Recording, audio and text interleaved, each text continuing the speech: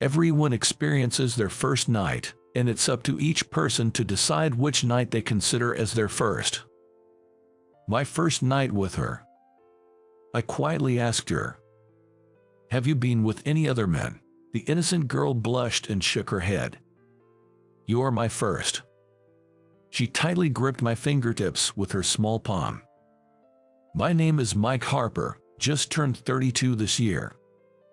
I'm still single but don't lack anything. Highly educated, tall, handsome with a high income. That's how others see my profile. I take pride in my job and don't lack women who are just for fun. I work at a high-end watch store that deals with luxury brand watches. It's located on a main street. There are several other stores in the chain.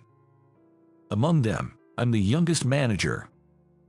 It's not the flagship store, but it's consistently the highest performing store in the chain.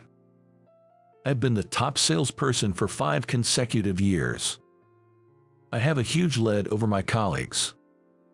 I've been used to jealousy and spite since my school days. My reputation at work is a jerk who gets the job done. While every day is a series of tension to not be undercut, I consider these days fulfilling. I met her on a weekend.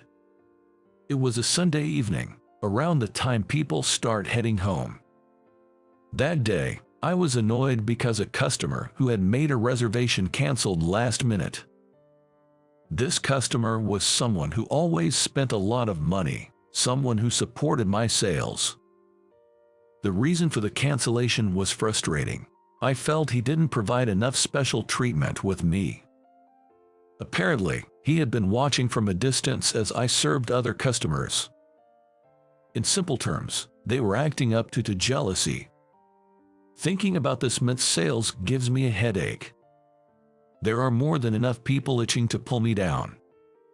I was trying to keep my frustration from showing as much as possible. I didn't want my colleagues to think I was rattled. There were a few customers in the store, each being attended to by other clerks. And then, pushing the heavy door open, a seemingly out-of-place customer entered. She was a girl with long hair loosely curled, giving off a feminine impression. She could pass for a college student, but she also looked underage. Her skin was pure white, and she was wearing a bit of makeup. Her maxi skirt was khaki-colored with large pockets like cargo pants.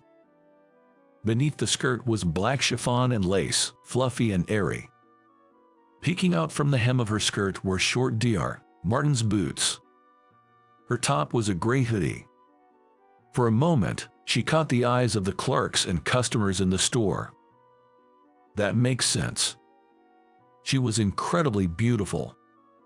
So much so that some customers started whispering, "Is she a celebrity?" She walked towards me, seemingly unaware of the attention she was drawing. Probably because I was the only one free among the staff. She smiled at me over the showcase. I responded with a professional smile of my own. In my mind, I thought she must be just window shopping. There are not many items in the store that a high school or college student like her could afford. Usually, they ask for the price, drop their shoulders, and then leave. Feeling irritable, I started to serve her somewhat teasingly. Looking for something, as I asked, she looked straight into my eyes, her face showing a hint of surprise. Then she replied in a small voice, "I'm looking for a gift for my father," with a slightly oppressed smile. It seems his birthday is coming up and she wants to give him a watch. I didn't think there was a watch she could afford with the money she would have, but I thought it would be a good way to kill time until the closing time. "What kind of watch are you looking for?"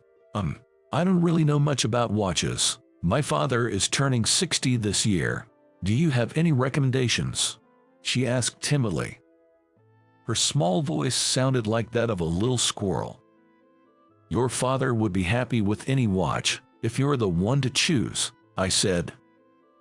At my words, she gave a small nod as if being pushed from behind.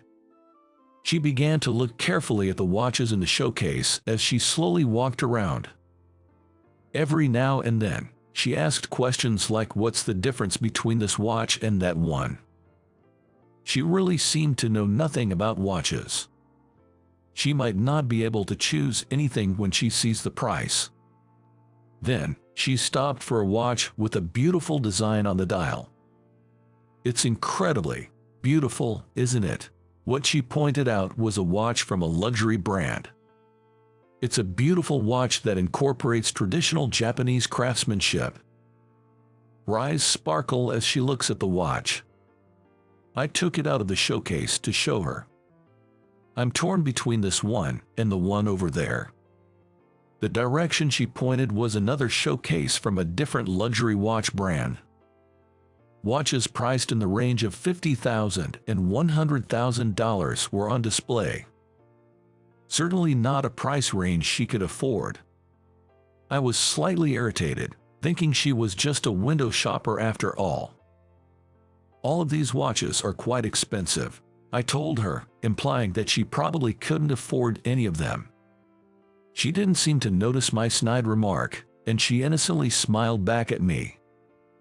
"Which one do you prefer, buddy?" Being suddenly called buddy, I was taken aback. I'd never been referred to as buddy before, as no one seemed to feel that close to me. She stared at me intently, noticing that I was unable to hide my surprise. "Oh, I prefer the watch with the exquisite craftsmanship." Even though I was planning to recommend the more expensive one, I ended up honestly suggesting the one I liked. Despite being cheaper than the other one, this watch was also priced at $11,000. But when she heard my response, she seemed satisfied and nodded. "Then, I'll take this watch, please." She said it casually as if she were purchasing some cute trinket. "Could you gift wrap it for me, too?" She tilted her head, and I silently nodded in response. "Ma'am, the payment, it's going to be quite a hefty sum." I gently showed her the price tag. Showing her the hefty price tag somehow made me feel a little guilty. She checked the price tag, then took off her small backpack and pulled out a paper bag. She pulled out a bundle of bills still strapped together and offered it to me, as casually as if she was taking out a bag of cookies. The $1,000 bills at the end of the stack came out of the backpack front pocket. "I believe this should cover it. Can you please check?" Her words jolted me out of my stunned silence. I told her it would take some time to wrap the item and led her to a sofa seat. A female staff member, who had just finished serving other customers, offered her a drink menu. Suddenly receiving such special services, she looked somewhat uncomfortable. I had the impression that there were still more bills in her paper bag. 10 minutes later, she carefully received a gift box with the watch in it and left the store. I was able to confirm that she was not a minor from the customer's profile information, but why she was carrying around such a large amount of money remained a mystery. This was how I met her, Catherine Summers. The next weekend after I first met Catherine, I believe it was around the same time, she appeared, pushing the heavy door of the shop open with both hands. She looked around inside the store as if she was looking for someone. I quietly approached her and spoke. "Welcome back, thank you for your visit the other day." She had been obscured by the door, so didn't notice I was there. She jumped a little upon my words. Her reaction was adorable, like a startled squirrel. I came to get a birthday present for my brother today." Her voice trailed off after the initial burst of energy. She shyly looked down. "So, it's your brother's birthday?" "Yes, my brother's turning 32. He loves the outdoors. What kind of watch do you think he would like?" In response to my comment, she lifts her head and tells me earnestly. I didn't tease her at all today. I introduced a few items to her. She listened intently to my explanation, carefully considering the watches.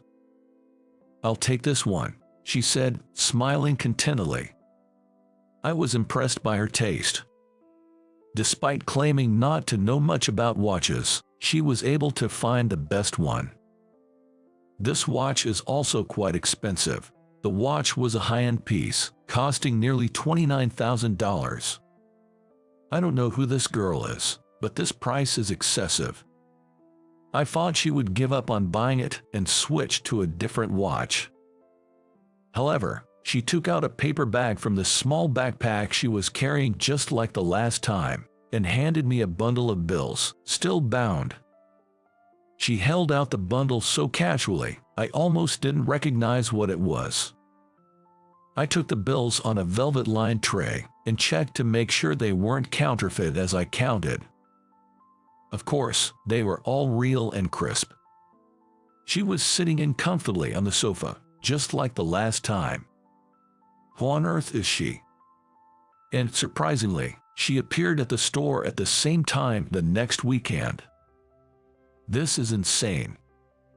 This time, she said it was a birthday present for her mom. It doesn't seem true at all. Where is she getting the money to buy expensive watches every week? I can't help but worry if the money is from a dangerous source. Have you considered getting something other than a watch for your mother's birthday? I suggested gently, trying not to offend her. I thought her parents might be worried if she spends so much money every week. At my suggestion, she looked a bit sad. With a deflated voice, she asked, "So you figured out the birthday was a lie?" She hung her head in seeming shame. It almost felt like I was bullying her. I could feel the sharp glances from my colleagues. So the birthday story was a lie, I thought. I'm sorry for lying, but I couldn't think of anything else. She bowed her head deeply. I panicked when the customer bowed to me. You don't have to do that. I hastily touched her shoulder, and she looked up and locked her eyes onto mine. Is there a way for me to see you without buying a watch? I've never been shown such direct affection before. I lost my words for a moment. In response to my silence, she continues. It was love at first sight. I've never felt this way before.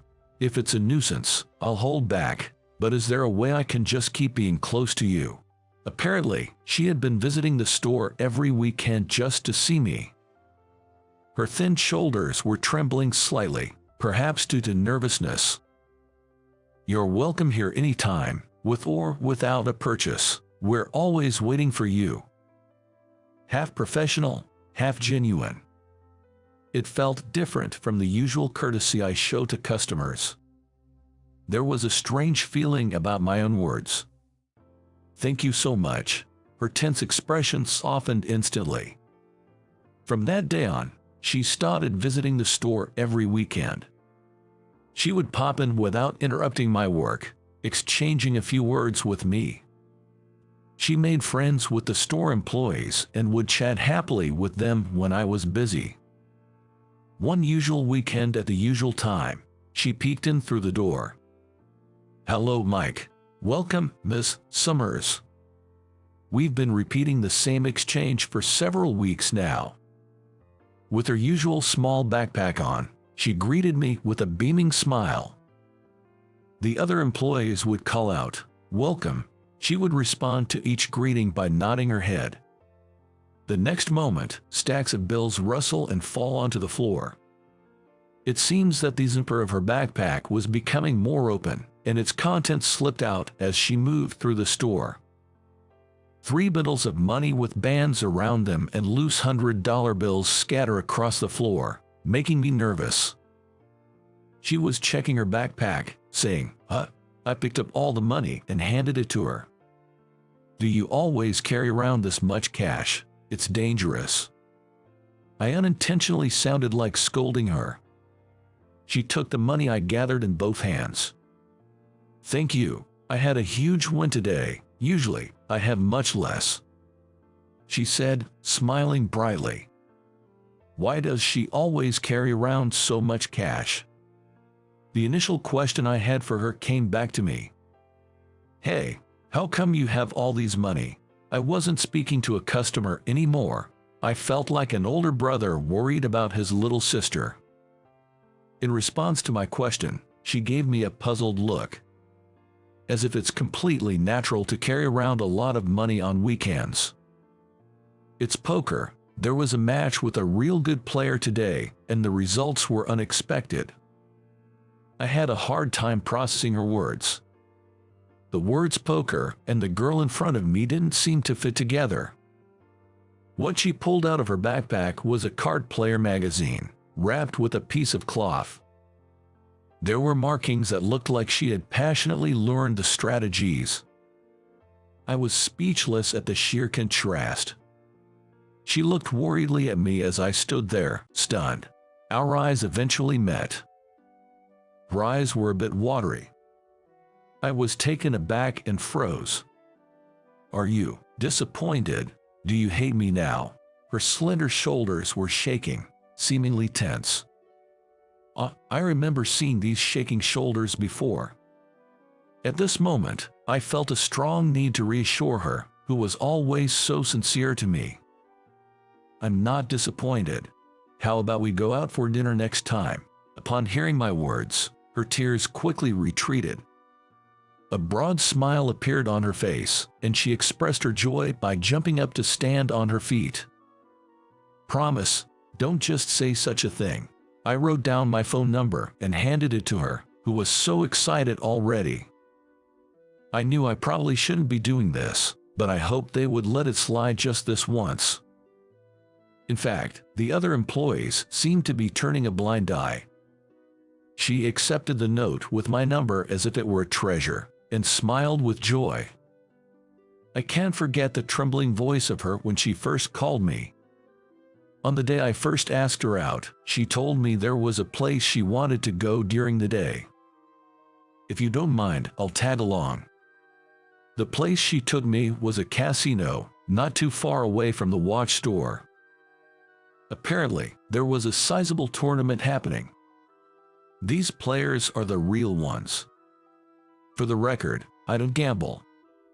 Not cards, no dice, no online stuff, nothing. She looked genuinely happy as she raised the bet, looking like she knows what she's doing. "It feels like a dream, being here with you, Mike."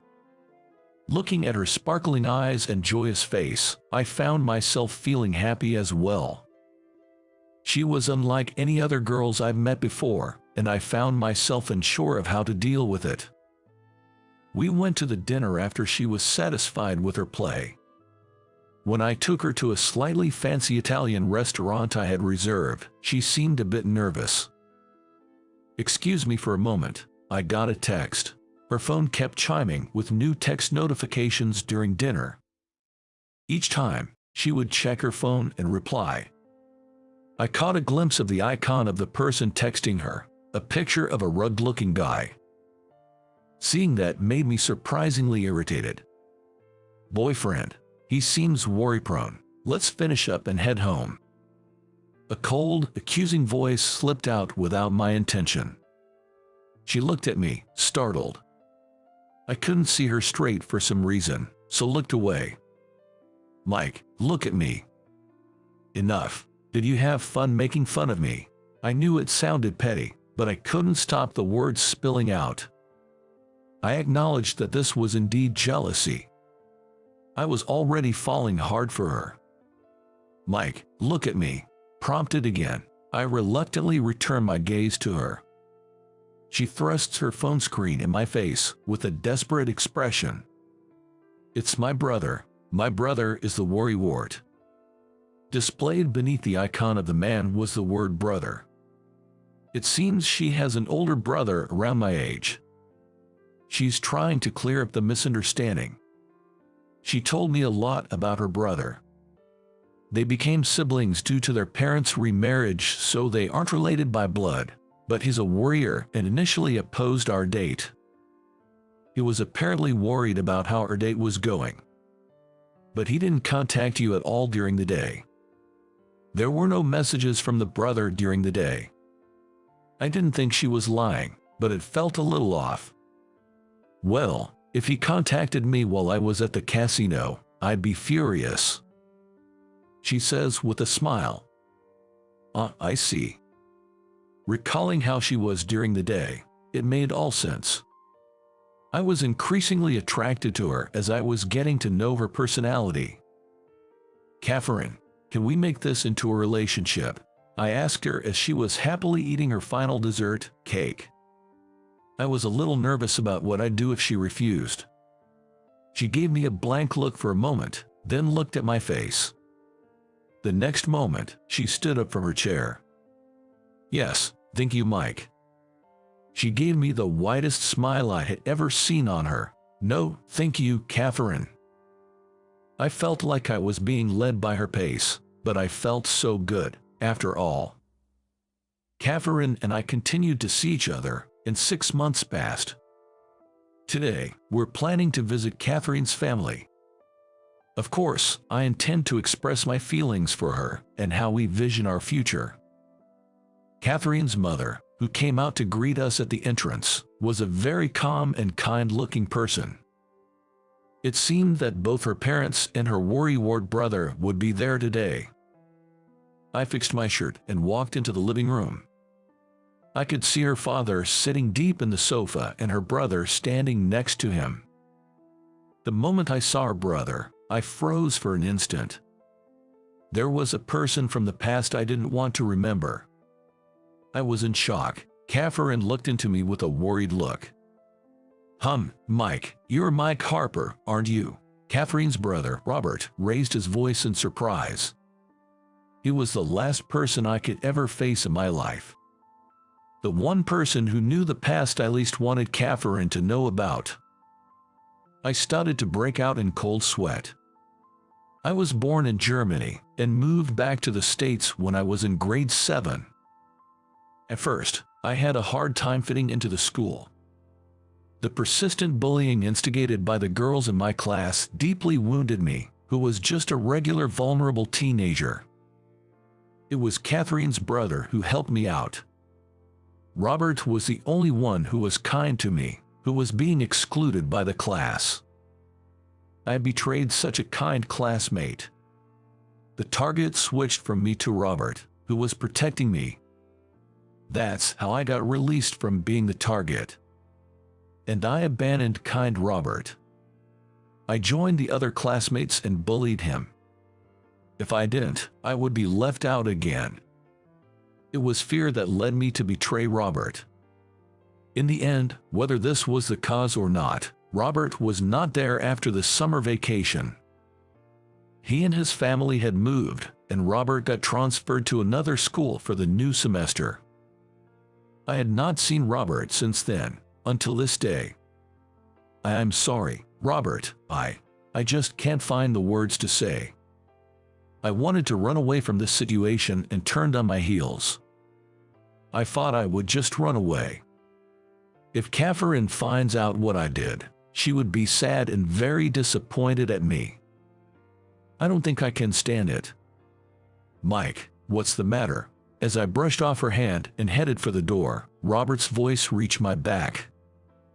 Are you going to run away again? Is that all you can handle? Robert's words made me stop in my tracks. I wondered what I would lose if I ran away from here. I know I would lose Catherine. At the same time, I felt like I would lose something very important as a person. I closed my eyes tightly and motivated myself. Then once again, I turned around and showed my face in front of Robert. What should I do?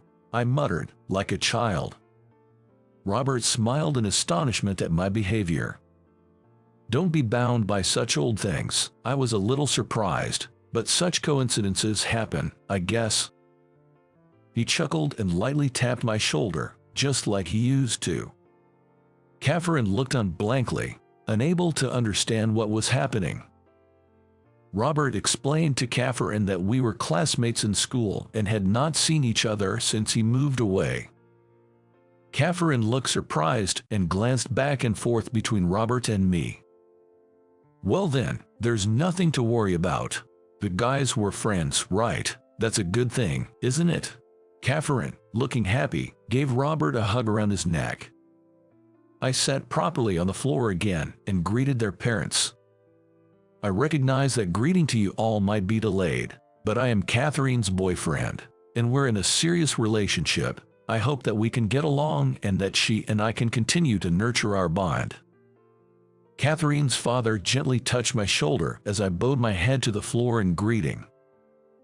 Lift your head. It's been a while, hasn't it? I'm glad to see you're well. When we were in grade 7, I had been treated to dinner at Robert's house a few times.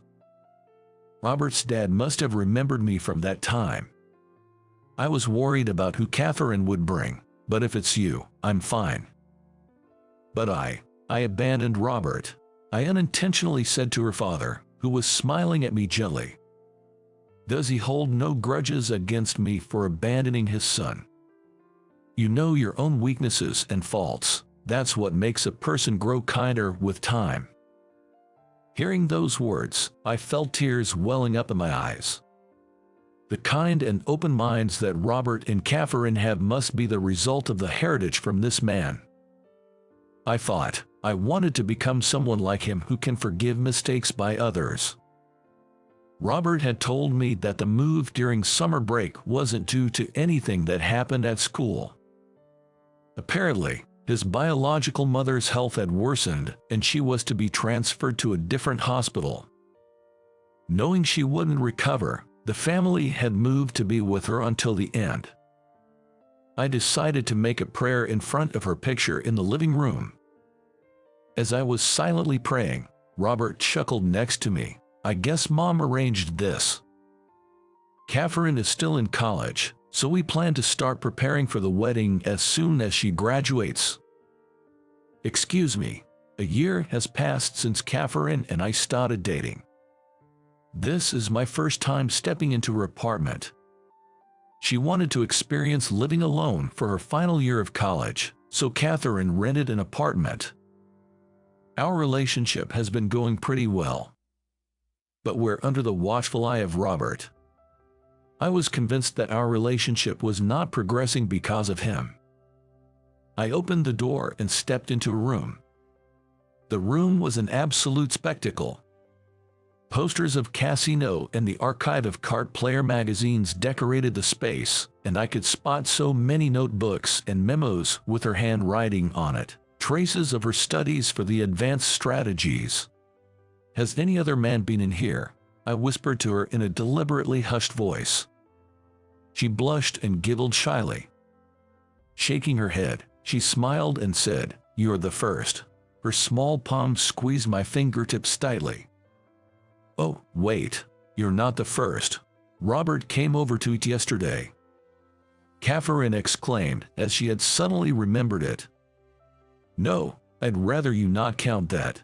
I looked around worriedly, wondering if Robert had installed surveillance cameras. Seeing my reaction, Catherine laughed. After a good laugh, she shared a little secret with me. You know, when I first met you, I bet that you would fall for me. I was confident in my gambling skills. From now on, whenever I get lost in my life, she would be my guide, Catherine confidently proclaimed. As long as she is by my side, I'll never be lost in life. Since I started dating her, my reputation at work has changed. It seems I've finally graduated from competent but a jerk. How did you find it? Subscribing to the channel really motivates us to create more content. See you in the next video.